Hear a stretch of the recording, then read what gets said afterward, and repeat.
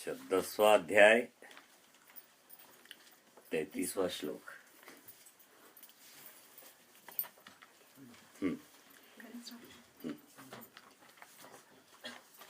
तथा मैं अक्षरों में आकार हूँ और समासों में द्वंद्व नामक समास हूँ। अक्षय काल अर्थात काल का भी महाकाल तथा सब और मुख वाला विराट स्वरूप, सबका धारण पोषण करने वाला भी मैं ही हूँ। लघु, तुमको कोई इसमें कोई समस्या थी? समस्या नहीं थी गुरु, जैसे ये इन्होंने अपनी विभूतियां बताई है ना। हाँ कि यक्ष तथा राक्षसों में मैं धन का स्वामी कुबेर हूँ। हाँ तो ये कुबेर जो है ये धन और इसमें यक्ष और राक्षसों में से कोई इसकी हाँ हाँ जोड़ी का हाँ हाँ जोड़ी के है। हाँ हाँ हाँ। वो यक्ष हमें लगता वो जो कुबेर था ये यक्ष राक्षसों का ही वो कोई वो खजांची था ना, इस टाइप से कुछ है वो। हाँ, तो देखो इसमें, देखो ये विभूतियां जो बता रहे हैं ना, इसमें मुख्य बात तो ये ध्यान रखनी है कि यहाँ ये बता रहे हैं कि ऐसा नहीं है कि जैसे अगर देवता मैं हूं तो राक्षस मैं नहीं हूं।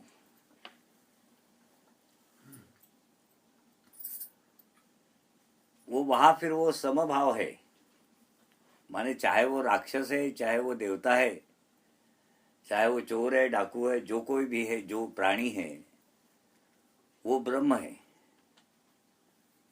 कुल मिलाकर के।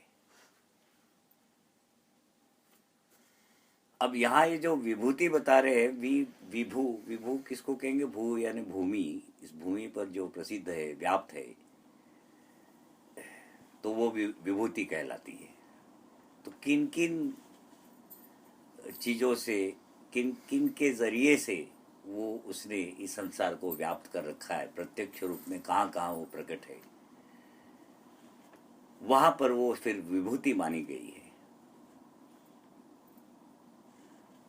तो वहां अगर आप जाकर के मत्था टेकते हो तो फिर वहां दो स्थितियां हैं, एक तो ज्ञान से और एक अज्ञान से। ज्ञान से अगर टेकते हो तो ब्रह्म को पूजते हो, और अज्ञान से टेकते हो तो आप उसके उस आवरण को पूज रहे होते हो।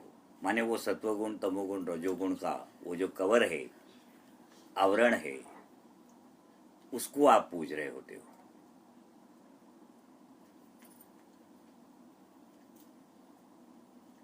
बात समझ में आई कि नहीं?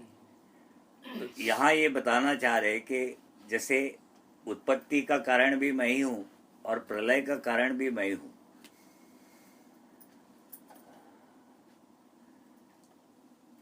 जन्म देने वाला मैं ही हूं तो मारने वाला भी मैं ही हूं। माने जैसे हम लोग चलते चलते, मान लो हमारे आसपास से कोई गाड़ी गुजर जाए तो हम नहीं कहते कि भगवान ने हमको बचा लिया। हाँ, अब भगवान किसी को बचाने नहीं जाता। हाँ, वो तो हमारी सोच होती है, वो हमारा ज्ञान है कि हम जो सोच रहे हैं कि भगवान ने हमें बचाया। भगवान अगर बचाने लग गया तो कोई मरेगा ही नहीं कभी भी। हाँ, भगवान का भगत तो फिर वो भगवान उसको बचाते जाएगा, फिर तो भगवान का भगत कभी मरेगा ही नहीं, है ना?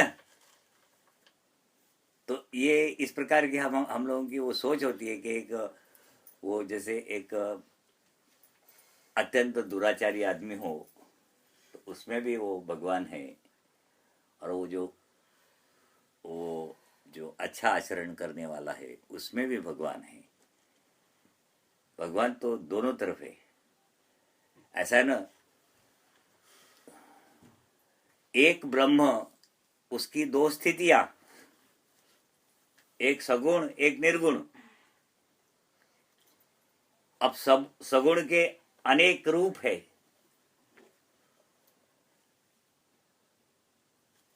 कुछ अच्छे लगते हैं, कुछ बुरे लगते हैं,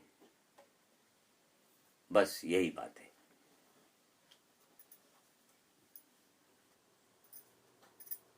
बाकी है तो सारे के सारे जितने प्राणी हैं ये सगुण के ही अनेक रूप है, ये सारे ये स्वरूप है।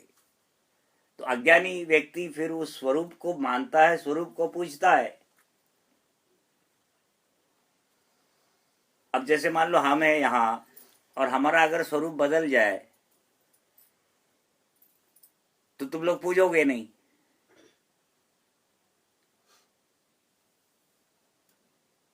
तो तुम स्वरूप को पूज रहे हो, तो स्वरूप को जब पूज रहे हो तो तुम स्वरूप को प्राप्त हो रहे हो, उस प्रकृति को प्राप्त हो जाते हो। और उसके जो पीछे का ब्रह्म है वो तुम्हें दिखाई नहीं देता, तुम उस स्वरूप से ही मोहित हो जाते हो।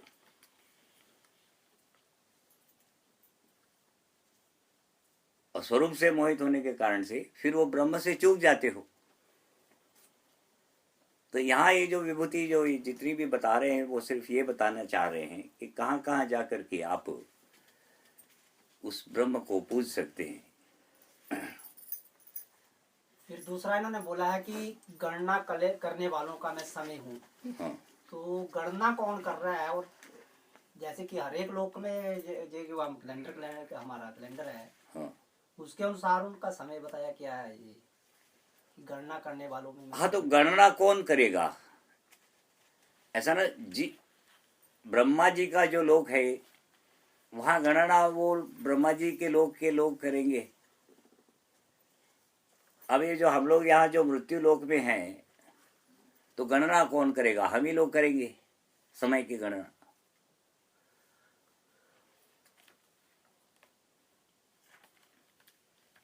तो हम जब गणना करेंगे तो हमारा वो जो समय है वो ब्रह्म है, फिर वो भगवान है।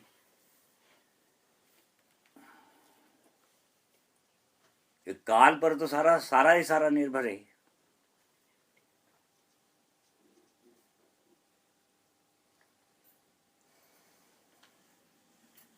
ऐसा ना, एक वो पृथ्वी है जो अपने एक्सिस पर, अपने धुरी पर घूम रही है और सूर्य के धुरी पर भी घूम रही है, तो उसमें तो हजारों रिएक्शंस होते चले जा रहे हैं।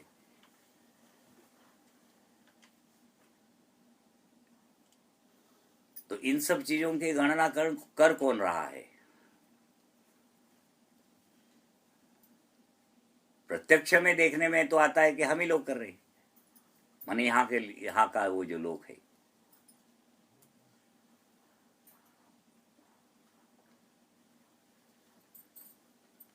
कि नहीं?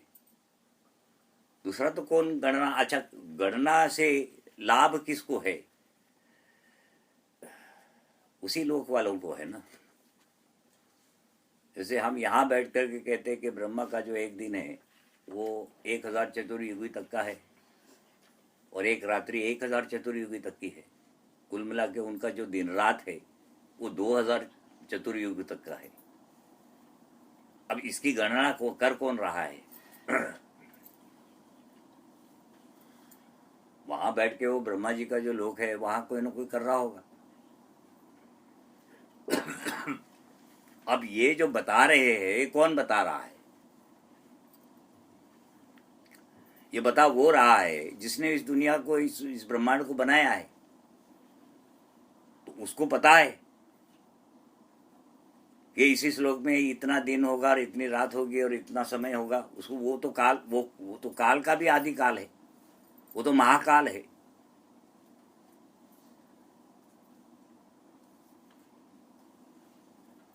ऐसा ना, उसने वो सारा जो जब ब्रह्मांड बनाया तो सारा कैलकुलेशन जो हो रहा है इसको तो वो ही जान रहा है।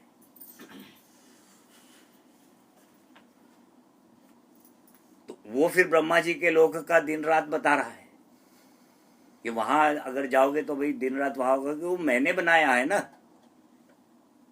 मुझे मालूम है वहां का क्या होने वाला है।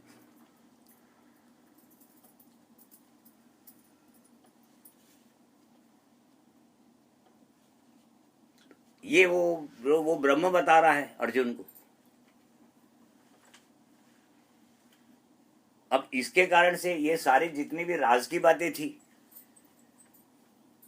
अब ये राज की बातें सुन करके अब धीरे धीरे धीरे हो क्या गया, हुआ ये कि वो जो अर्जुन है, जो पहले भगवान को बिल्कुल लाइटली ले रहा था, अब उसको शक होने लग गया कि ना ये अलग हो ना हो यही ब्रह्म है।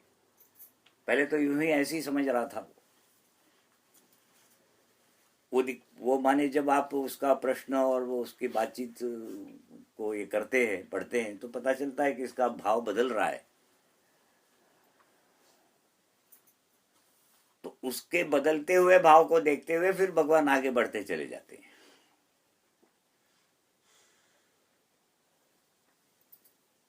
अब उसको ऐसी भी बातें बता रहे हैं, जैसे वो बता रहे हैं कि भाई मैं विराट माने जो स्थूल जगत का अधिपति देवता विराट, तो वो भी मैं ही हूं।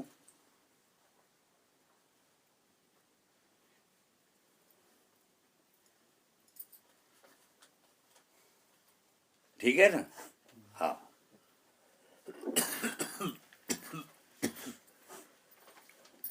तो प्राणियों के जितने भी नाना प्रकार के भाव हैं, ये सारे मुझसे ही उत्पन्न हो रहे हैं। हाँ हाँ, तो ठीक है, उन्होंने 7वें अध्याय में कहा है कि जितने भी ये जो सत्वगुण, रजोगुण, तमोगुण से उत्पन्न होने वाले जो भाव है, ये मेरे कारण से उत्पन्न हो रहे हैं, मुझसे उत्पन्न हो रहे हैं, माने मेरे कारण से उत्पन्न हो रहे हैं, उसकी उपस्थिति होने के कारण से। ये बातें तो इन्होंने पहले भी बता दी है।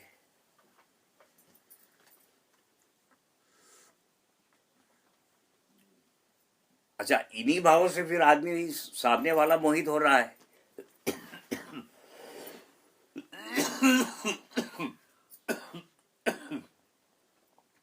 और मोहित होकर के वो जो आवरण है, उसके पीछे का वो जो ब्रह्म देखने में असमर्थ है,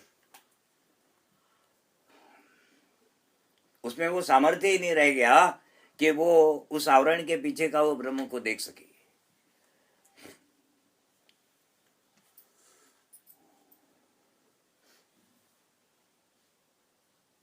बात समझ में आई? हाँ, ये सारे के सारे भाव है तो मुझी से है ना भाई। ऐसा ना, प्रकृति तो डेड है। ये जिस प्रकार से ये कुर्सी है, उसी प्रकार से ये शरीर है। तुम अगर इसमें से हट जाओ तो ये कुर्सी में और ये शरीर में कोई अंतर ही नहीं रहेगा। उसको भी धूप में टांग करके सुखा दो, रंदा वंदा मार करके अपना टेबल बना लेना, कुर्सी तो है अपने पास। हाँ, और इसकी कोई एक्स्ट्रा वैल्यू नहीं है। क्योंकि फाइनली क्या है कि ये जो 5 महाभूतों का बनाया हुआ ये जो शरीर है, ये फाइनली तो तुम्हें छोड़ना है भाई, निवृत्त तो होना है। तो फिर ये जो शरीर मिला तो क्यों मिला था, प्रश्न उठता है। तो ठीक है, आप जो इसमें बैठे हो माने जीवात्मा, तो आपकी उन्नति के वास्ते से ये मिला है। अबे हमारी उन्नति के वास्ते से हम करें क्या फिर? अब इस शरीर का मिला है तो ठीक है जी। अब वो आप जब वो कर्म करते हो और उसका फल नहीं चाहते हो, माने निस्वार्थ भाव से जब वो कर्म करते हो, तो वो कर्म फिर आपको वो भगवान को अर्पण हो जाता है, माने उस आत्मा को लागू हो जाता है। उस आत्म उन्नति होती है उससे, उस कर्मों से, जिसके फल को आप त्याग देते हो, या निष्काम भाव से कोई कर्म कर लेते हो, निस्वार्थ भाव से कर्म कर लेते हो, कोई एक ही कर्म कर लेते हो दिन भर में, तब भी काफी है। तो यज्ञ कहलाता है।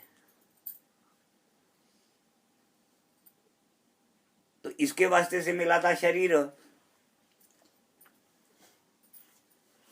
माने वो जो आत्मा की ऊपरती को ये करना, माने वो जो सूक्ष्म शरीर है, वो जो बीज है, उसको थोड़ा थोड़ा तोड़ना, उसको कमजोर करना, ताकि बुद्धि और अधिक प्रकाशित हो जाए,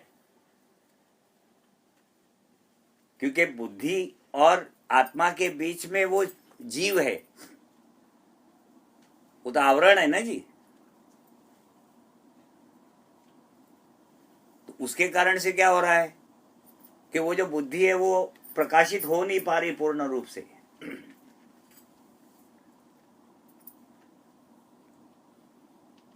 जब आप निष्काम भाव से कर्म करते हो या फिर फल का त्याग कर देते हो, निस्वार्थ भाव से किसी को हेल्प ही कर देते हो, तो उस कर्मों से वो बीज थोड़ा कमजोर पड़ता है, बुद्धि और अधिक प्रकाशित हो जाती है और मनुष्य और अधिक अच्छे से सोच पाता है।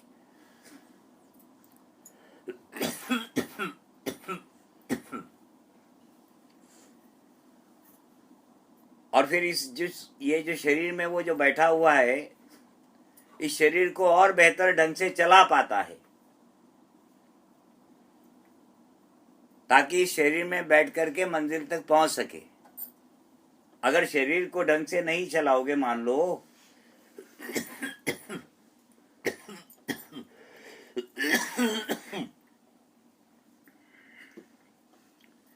तब तो मंजिल आने से पहले ही शरीर टूट जाएगा और तुम रास्ते में रह जाओगे। इसलिए शरीर को भी ठीक से चलाना ही होता है। अब होता क्या है कि शरीर के चलाने के चक्कर में तुम लोग वो आत्मा को भूल ही जाते हो। तुम ये भूल ही जाते हो कि मैं इसमें सवार हूं और मुझे मंजिल तक जाना है।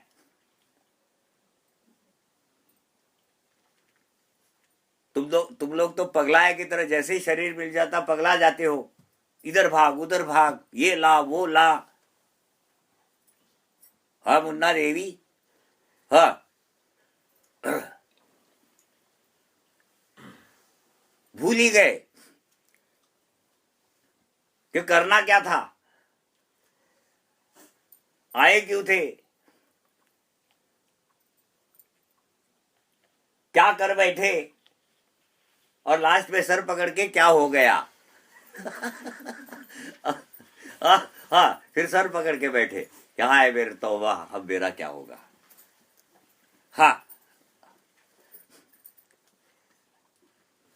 तो समझो जरा बात को। हाँ तो कि तुम लोग आए क्यों हो, क्या कर रहे हो, क्या कर ले आए थे, जरा इसकी थोड़ी बहुत खोज करो, विचार करो, सोचो। बात समझ में आई कि नहीं? अच्छा, कुल मिलाकर के बात कुछ नहीं है। कुल मिला के तो यही है कि शरीर में जब सवार हो तो भगवान का नाम ले लो। भगवान भी कहते हैं इसमें कि मनुष्य शरीर मिल करके तू निरंतर मेरा ही नाम लेता चला जा। ठीक है ना, बस इतना ही करना है, करना कुछ नहीं है। हाँ कि कोई बहुत बड़ा काम करना है ऐसी भी कोई बात नहीं है, सिंपल है बिल्कुल। न बहुत बड़े व्रत करने, न जैसे 9-10 दिन आलू खा के रह रहे, मिर्च चबा रहे हरी, हाँ 15-15 दिन तक के बोले मैं मिर्च खा के रहता हूँ। तो ऐसा सब करने की आवश्यकता नहीं है। सिंपल अपना सुबह शाम भगवान का नाम ले और एक आत्म उन्नति का कर्म कर ले रोज। एक, सिर्फ एक, सोच समझ के संकल्प लेकर के कि जैसे मौका मिले, माने संकल्प ऐसा ना ले, पागलपन ना करे कि मौका मिले तो इसे छोड़ना नहीं है, ऐसा। क्योंकि इस प्रकार के कर्म करने के मौके भी तो मिलने चाहिए, उसके लिए भी तो भाग्य चाहिए। किसी भाग्यवान को ही ऐसे मौके मिलते, और वो बड़ा दुर्भाग्यवान व्यक्ति है कि मौका मिलते हुए भी उसका फायदा नहीं उठा पाता।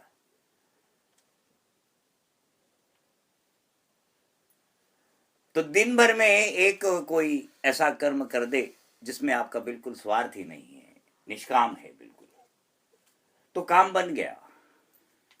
तब तो काम बन गया। समझे विवेक? पवित्र करने वालों में मैं वायु हूँ।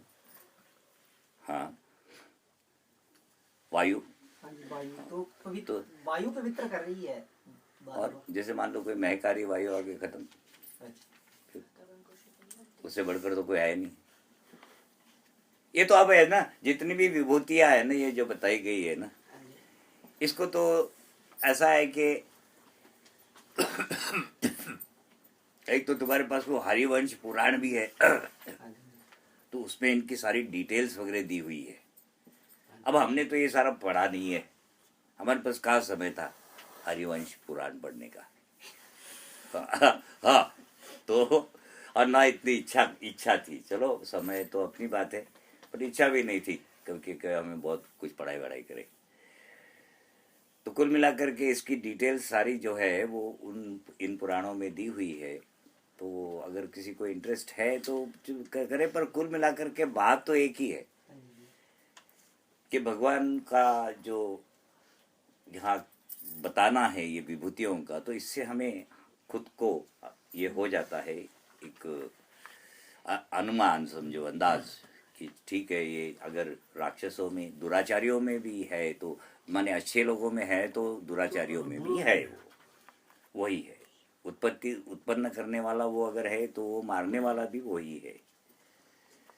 तो प्रलय और प्रभव दोनों मैं ही हूँ, ठीक है ना। तो अगर मान लो वो ब्रह्म तत्व है तो प्रकृति भी वही है, क्योंकि उस ब्रह्म के बिना ब्रह्म की प्रकृति संभव नहीं है। जिस प्रकार से तुम्हारे बिना तुम्हारा स्वभाव संभव नहीं है, उसी प्रकार से ब्रह्म के बिना ब्रह्म की प्रकृति संभव नहीं है।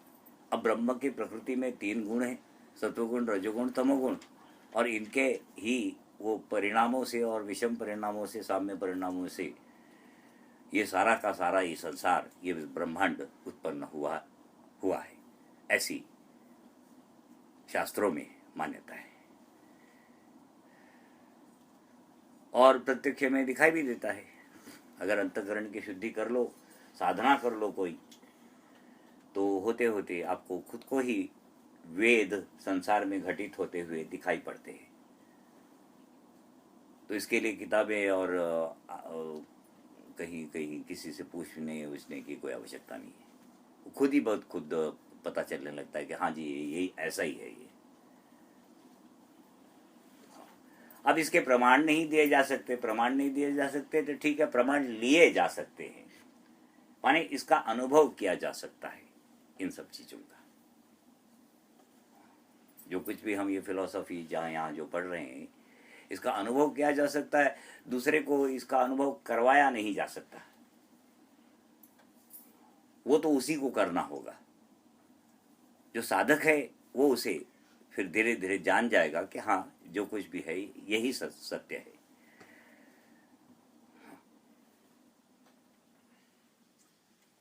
अभी तो मात्र ऐसा है ना कि हम जो अब ये गीता शास्त्र में जो कुछ भी भगवान ने कहा है, तो ये तो हम आप लोगों को समझाने का प्रयास कर रहे हैं। तो आप लोग भी उसे सुन रहे हैं और आपका मन बुद्धि मान्यता इसकी देता है कि हाँ जी ऐसा ही है, परंतु इसको अब कैसे लागू करना चाहिए, तो लागू करने की एक छोटी सी विधि हमने बताई कि इसमें करना कुछ है नहीं, खाली एक वो सोच बदलनी है। हमेशा हम जब कर्म करने चले जाते हैं तो हम हमेशा बदला चाहते हैं, बिना बदले के हम लोग कर्म करते ही नहीं है, कभी भी नहीं करते हैं। कोई भी काम करेंगे तो उसके बदले में कुछ न कुछ हमें चाहिए, नहीं तो लोग भी हमें पागल कहेंगे, तो काम क्यों कर क्यों रहा है। तो बस यही एक सोच है, इसको बदलना है। तो जो देने वाली लेने वाली सोच है, उसको बदल करके देने वाली सोच को लाना है। तो इसके लिए कोई बहुत बड़ी विशेष कोई बहुत कष्ट उठाने की आवश्यकता नहीं है।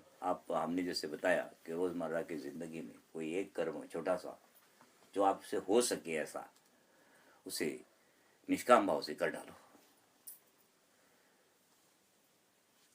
जहाँ जहाँ मौका मिलेगा उसे छोड़े नहीं, चलो ठीक है, इस टाइप से। तो होते होते होते वो आत्मोन्नति होनी शुरू हो जाएगी। जब आत्मोन्नति होनी शुरू हो जाती है तो क्या होगा, आपका ये जो सांसारिक जीवन है, इसकी जो उथल पुथल है, ये थोड़ी थोड़ी शांत होने लगेगी धीरे धीरे। और आपकी जो परिस्थितियां हैं आसपास की, ये बदलने लगेगी। जिस प्रकार से ईश्वर प्रणिधान जब मनुष्य करना शुरू करता है, तो कई बार ऐसा होता है कि विद्यार्थी को सही माहौल नहीं मिल पाता, सही सराउंडिंग नहीं मिल पाता। पर जैसे जैसे जैसे वो आगे बढ़ता चला जाता है और वो साधना करता चला जाता है, तो उसकी वो स्थितियां अपने आप ही बननी शुरू हो जाती है। ये करके देखने योग्य बातें हैं सारी, किताबों की बातें नहीं है। जो कोई भी करेगा उसको ये सारे अनुभव आएंगे पक्का, कि जैसे जैसे आत्मोन्नति होनी शुरू हो जाती है, आपकी परिस्थितियां स्थितियां बनती चली जाती है। घर में थोड़ी थोड़ी बरकत आना शुरू हो जाना, जैसे दान धर्म वगैरह आप करते हैं तो इसमें बरकत आती है घर में।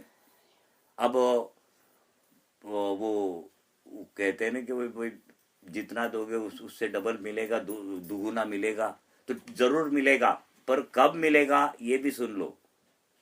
ऐसा नहीं कि आज जाकर के 10 रुपए दिए तो तुम्हें 20 रुपए मिल गए, हाँ ऐसा नहीं हुआ करता है। वो क्या है ना, कोई भी कर्म जब आप शुरू करते हैं तो उसमें वो कर्म का भाव उत्पन्न होते होते समय लगता है। वो एक विशिष्ट प्रकार का एक संतोष का भाव होता है, देने वाला भाव, एक विशेष प्रकार का संतोष होता है उसमें। अभी क्या हो रहा है कि 10 रुपया अगर दिया ना तो 4 दिन तक के बुद्धि याद दिलाती, तुमने बेकार उस बाबा को 10 रुपए दिया, तो तेरा ये काम नहीं रुकता। हाँ, तो उसका क्या फल मिल रहा है? वो 10 रुपए गए, वो तो प्रैक्टिस में गए, सब समझ लो, फीस दे रहे। शुरुआत में जब आप कोई भी कर्म करते हो तो उसका लाभ नहीं हो पाता, उसका प्रत्यक्ष फल नहीं दिखाई देता है, नहीं दिखाई देगा। क्यों नहीं दिखाई देगा? क्योंकि उस कर्म का मात्र क्रिया हो रही है, भाव नहीं है उसके पीछे, बाहर बाहर क्रिया हो रही है वो, है ना, अभ्यास है वो मात्र। इस अभ्यास को करते करते करते करते फिर जब एक दिन भाव उत्पन्न होगा,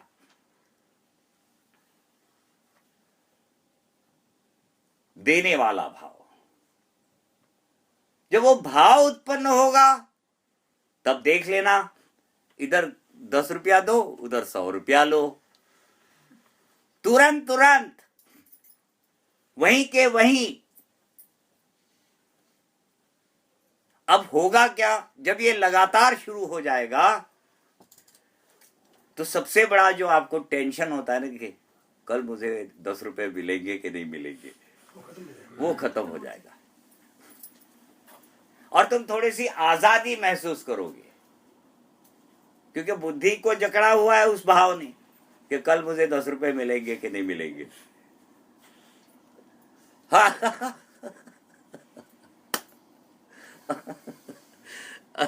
आज तो आप जोर से हंस भी नहीं पा रहे हैं। हाँ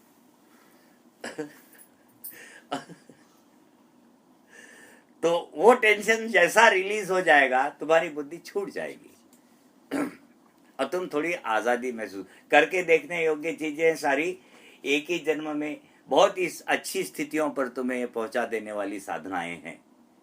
छोटी छोटी हरकतें हैं, रोज करने वाली, रोज करे, थोड़ा थोड़ा करे, पर ये आपके जन्म को संवारने वाली है, बहुत संतोषजनक स्थिति में आपको पहुंचा देगी।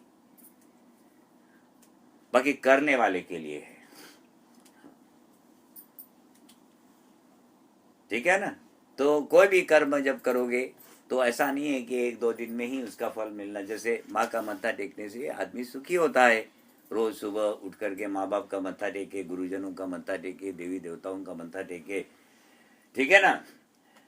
पर वो ऐसा नहीं कि आज टेका और आज सुखी हो गया कि कल सुखी हो गया, ऐसा नहीं होता है। वो मत्था टेकने का जब तक वो जो भाव नहीं आता है, एक विशिष्ट भाव होता है उसका कि भी हमने माँ का मत्था टेका, एक है ना, उसका अनुभव करने, भाव को तो समझा नहीं जा सकता कौन सा भाव होता है, पर उसका अनुभव जब होने लगेगा कि अच्छा ये भाव होता है, तो फिर जैसे ही वो भाव होना आना शुरू हो जाएगा अंतःकरण में, वैसे वैसे फिर उसका प्रत्यक्ष, बिल्कुल प्रत्यक्ष फल है, वहीं के वहीं, अगले जन्मों की बात नहीं, पर करते करते करते करते होने वाली चीजें हैं ये।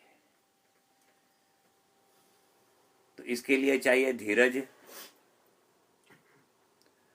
तो अटूट विश्वास, श्रद्धा कि मैं जिस मार्ग पर चल रहा हूं वो मार्ग सही है। अच्छा, ये श्रद्धा कब होगी? जब आप उस पर चलोगे और आपको थोड़े थोड़े अनुभव होने लगेंगे, है ना, ज्ञान होने लगेगा थोड़ा थोड़ा, तब आपकी जो ये है वो विश्वास बनता चला जाएगा, बनता चला जाएगा, और अंत में ऐसी स्थिति आ जाएगी कि जहां आपको विश्वास हो जाएगा कि आप बिल्कुल सही मार्ग पे चल रहे हैं और आप मंजिल को छू लेंगे। ऐसा, ठीक है। और कुछ लब्बू? ठीक है गुरु जी, हो गया। हे अर्जुन, मैं सबका नाश करने वाला, मृत्यु और उत्पन्न करने वालों का उत्पत्ति हेतु हूँ, तथा स्त्रियों में कीर्ति, श्री, वाक, स्मृति, मेधा, धृति और क्षमा हूँ। अब ये कीर्ति, कीर्ति माने प्रसिद्धि, फेमस होना, ठीक है ना। तो श्री, श्री लक्ष्मी, दमड़ी, ऐश्वर्य, फिर वाक, बात, बात करने का जो वाक, वाक माने जिह्वा, जीभ, हाँ, तो वो स्त्री का है, हाँ, वो तो सभी जानते हैं, हाँ। स्मृति, स्मृति भी स्त्रीलिंग में है। मेमोरी, मेधा, बुद्धि, मेधा माने बुद्धि। धृति, धारण करने की शक्ति। अब धारण करने की शक्ति माने क्या? एक बात को पकड़ के रखने की शक्ति। धारणा बना लेते हैं ना, कोई चीज, कोई घटना हो गई, आपने एक धारणा बना ली कि ये चीज ऐसी होती है। जैसे मान लो आप बस में सफर कर रहे हैं, तो कंडक्टर आपके पास आया ही नहीं, जहां आप चढ़े और जहां मंजिल पर पहुंचे वहां पहुंच के कंडक्टर बोलता है 5 रुपए निकालो। तुमने दे दिया 5 रुपए, क्योंकि 15 रुपए का टिकट था, 5 रुपए में काम हो गया। अब तुम दोबारा जब गए तो फिर ऐसी कोई घटना हो गई, तीसरी बार गए तो फिर ऐसी कोई घटना हो गई, तो आप तुम्हारी बन गई धारणा कि हर कंडक्टर ऐसा ही होता है।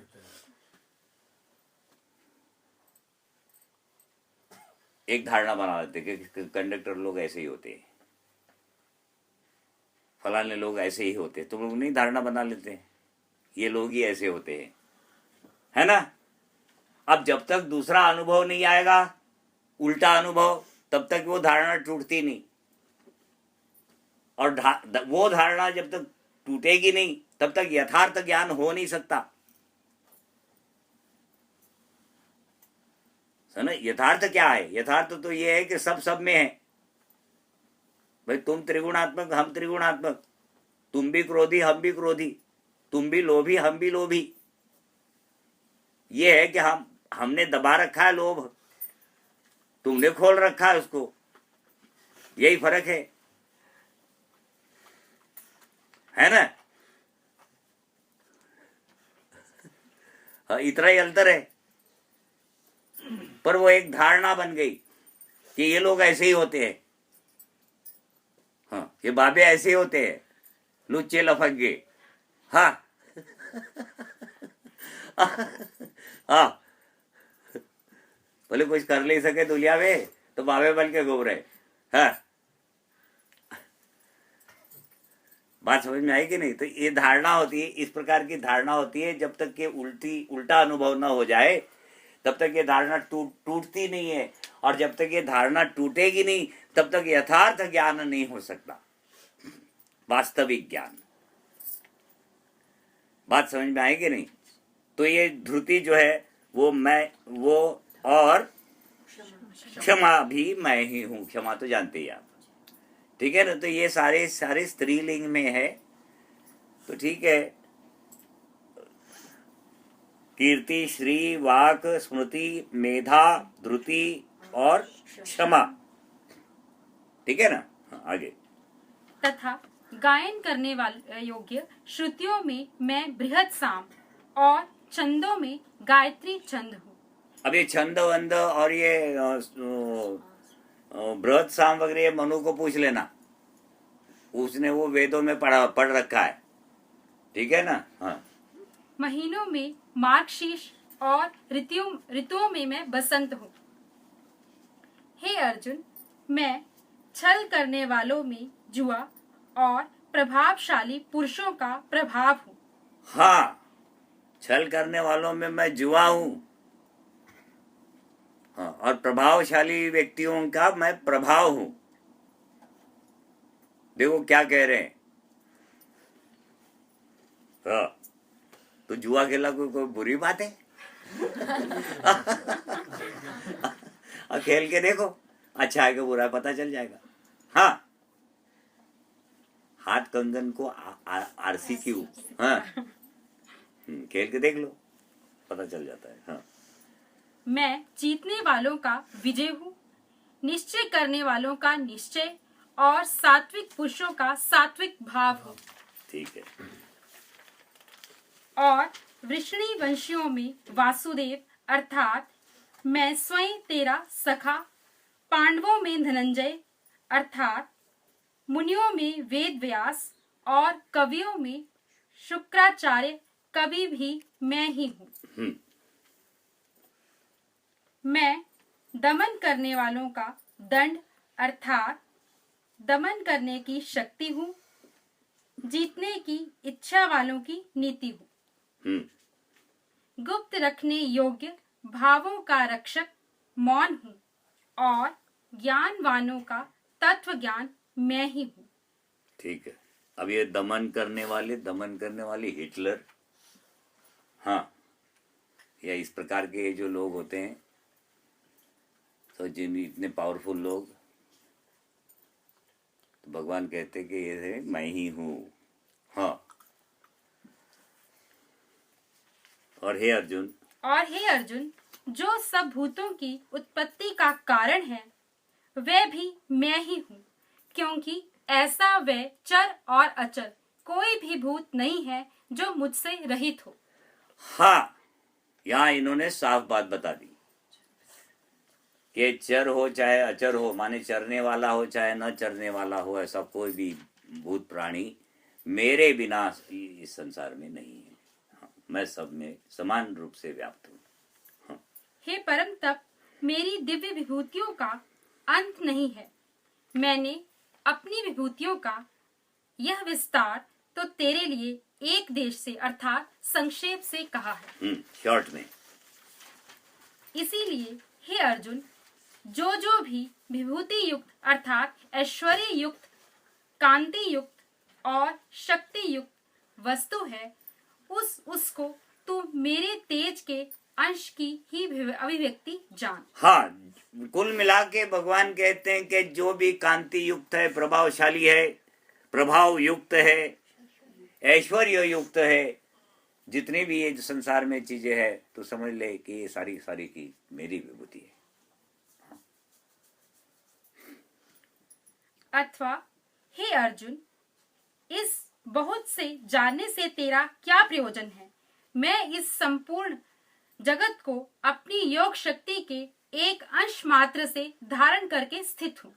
हाँ, और तो क्या कहे अर्जुन, ये तो चलो मैंने शॉर्ट में संक्षेप में तुमको मेरी विभूतियां बताई, पर कुल मिलाकर के ये सुन लो कि मैंने मेरे शक्ति के, उस योग शक्ति के एक अंश मात्र से ही ये सारा ब्रह्मांड धारण कर रखा है।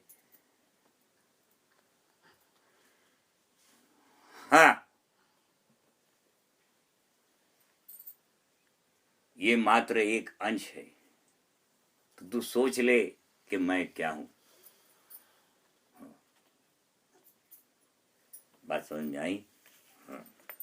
ओम तत्सत श्रीमद्भगवद्गीता सूपनिषदुर्गम विद्याय योग शास्त्रे श्री कृष्ण अर्जुन संवादे विभूति योगो नामो 10वां अध्याय। हरि ओम तत्सत। हरि ओम तत्सत। इसको ऐसे कहते हैं ना, ओम तत्सत इति श्रीमद् भगवद गीता सुपनिषत्सु ब्रह्म विद्यायाम योग शास्त्रे श्री कृष्णार्जुन संवादे विभूति योगो नाम 10वां अध्याय, ऐसा बोला जाता है।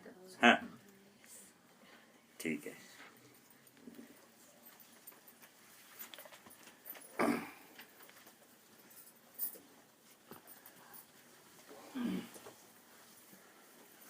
अच्छा, कोई किसी को कोई प्रॉब्लम? गुप्त रखने योग्य भावों का रक्षक मौन मैं हूँ।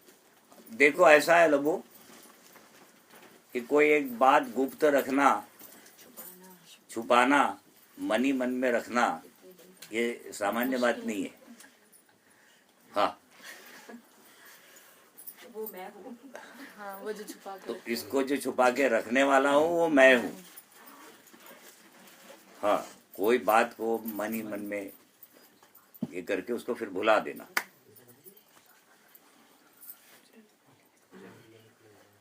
ये सामान्य बात नहीं हो सकती।